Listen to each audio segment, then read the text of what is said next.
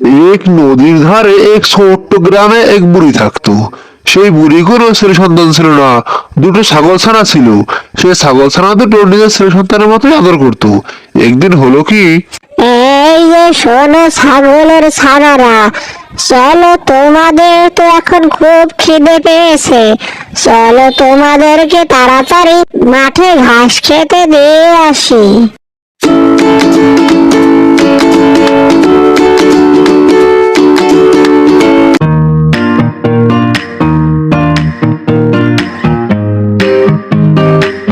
এই তো তোদেরকে এখানে রেখে গেলাম, তোরা এখানে বসে চুপচাপ ঘাস খাবি, কোনো দিক যাবি না কিন্তু।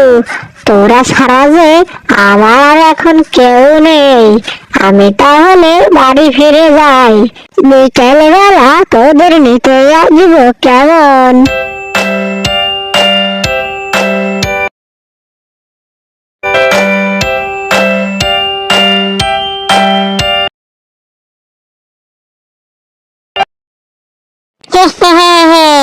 ওই সামনে এক বুড়ি থাকে, সেই বুড়ির ছাগল দুটো দেখেছি বেশ বড় হয়ে গিয়েছে, আমার আর তর সইছে না।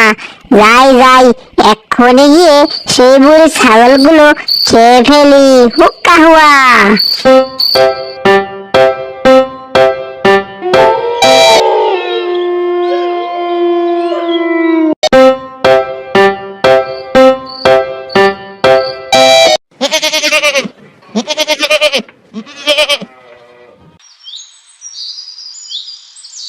হায় হায় হায় হায় হায়, আমার এত বড় ক্ষতি কে করলো?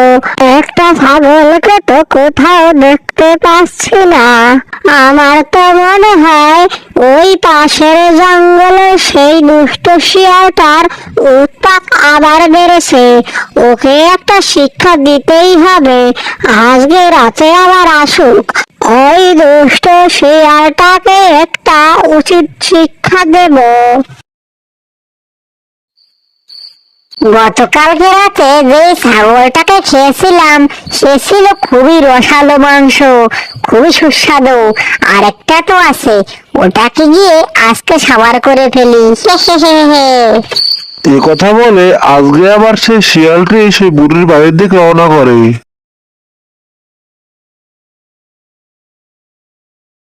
এই তো এসে পড়েছি, দাঁড়া শিয়াল দাঁড়া। ওরে বাবা রে, পালাই পালাই, এখানে আর কখনো আসবো না। দেখলে তো বন্ধুরা, শিয়ালকে কেমন জব্দ করলাম। আমাদের ভিডিওতে লাইক শেয়ার কমেন্ট করতে ভুলবেন না কিন্তু।